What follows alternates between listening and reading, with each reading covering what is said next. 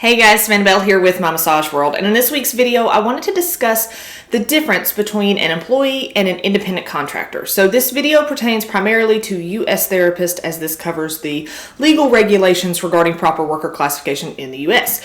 If you're outside the U.S., be sure to check with your own local governing bodies to ensure that you are abiding by any worker classifications that they have set.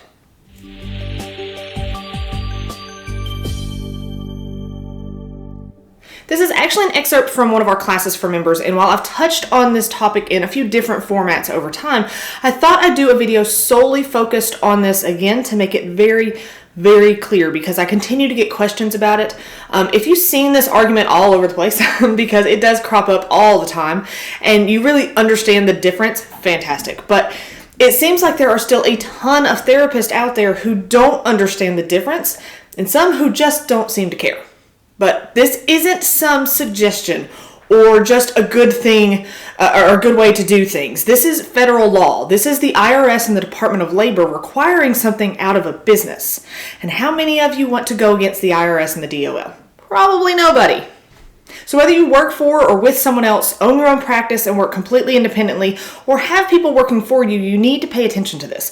Really, this isn't just, it's a huge subject in our profession because so many massage therapists are misclassified, and there's actually a little follow tax law that means you very well may have independent contractors, even if you don't have someone working for you like you might think. So what's the difference between an employee and an independent contractor? It all comes down to the relationship between the business owner and the worker.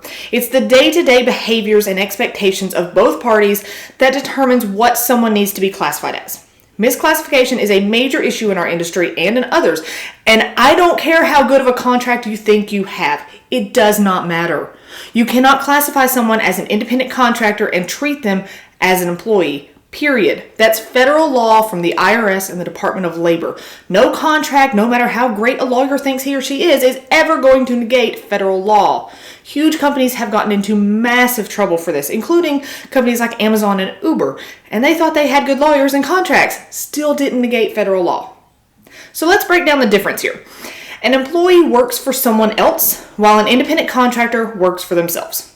A lot of therapists are labeled as independent contractors, but the relationship between them and the business owner actually indicates they are an employee and need to be classified and paid as such with taxes taken out and all that good fun stuff.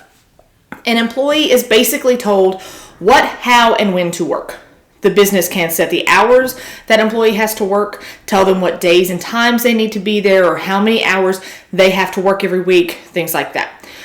The business provides equipment and supplies for employees. The business sets the fee the employee can charge.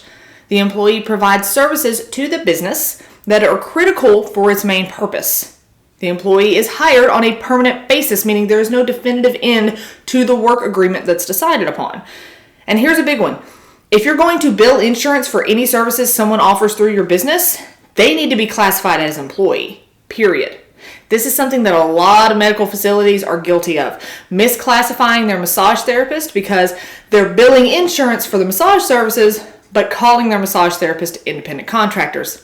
That doesn't work. That can actually be classified as insurance fraud on top of the tax implications of misclassifying workers. Now, while this isn't a complete list of what makes someone an employee, this is the big stuff you see in our industry. So if you have someone working for you and you want to control, what they do, how they do it, when they do it, and what they charge for it, they need to be classified as an employee, period. An independent contractor, on the other hand, is self-employed. They are simply providing a service for a company or through a company and cannot be controlled by the company in any way.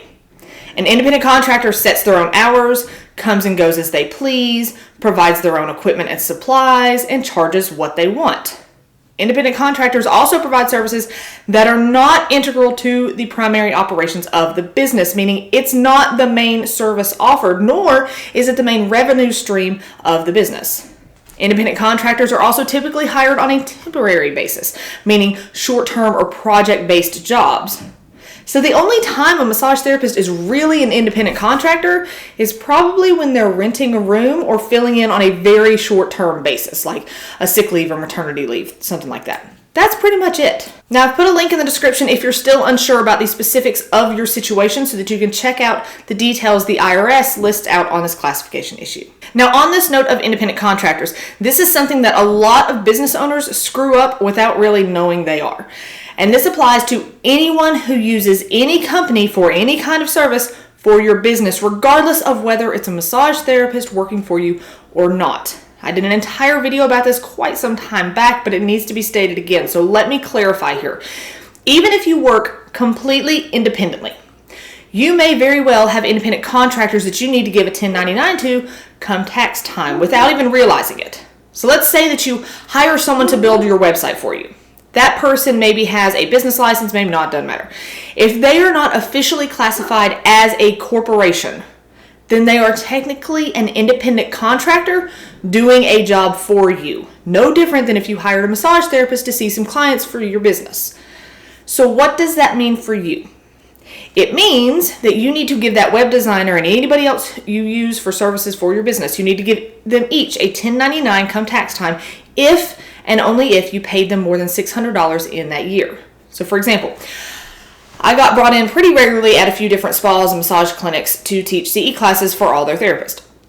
If that business pays me $600 or more in a year to do that, then they have to send me a 1099 when tax time rolls around.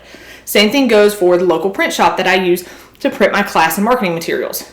They're not a corporation, so I have to give them a 1099 for all that money that I paid them for printing. I know this seems strange, and it kind of is, but it is required by the IRS that you do this as a business owner, and you really don't want to screw with the IRS, right?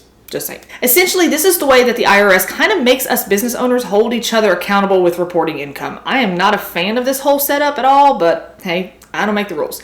If you decide to forego this and not give out those 1099s like you're supposed to, well, there's a fine, of course, and it can range from $30 to $250 per form, depending on whether you can claim ignorance or if you just ignored the need to do so, and you can't truthfully claim innocence now that you've watched this video. Sorry about that. And I don't know about you guys, but I use a lot of different contractors through a year. So that could add up very, very quickly if I'm not handing out these forms. Now, there are a few exceptions here, but one of the best ones and the easiest ones is if you pay that contractor with a credit card. When you do that, their payment processing company automatically reports that as part of their income, so you don't have to worry about the 1099. So the easy way to get around this, so you don't have to worry about all those contractors that you may have through the year that you're paying $600 or more to, is to pay them all with a card. I also strongly advise using a good accountant or at least some really good financial software like QuickBooks or something that can easily work all this stuff up for you. So at the end of the year, if you need all those 1099s, you can just click a few buttons and have all those official forms that you need printed out and mail them without too much hassle. I hope this clarifies things for you on the subject, but please feel free to reach out if you have any questions at all. If I don't know the answer, we will find someone who does. For more info and tips on how to grow your massage practice, be sure to join the free My Massage World Facebook group. Thank you so much for watching today. As always, check us out at mymassageworld.com. Like us on Facebook, subscribe to us on YouTube, and stay tuned for more videos. There's a new one every week.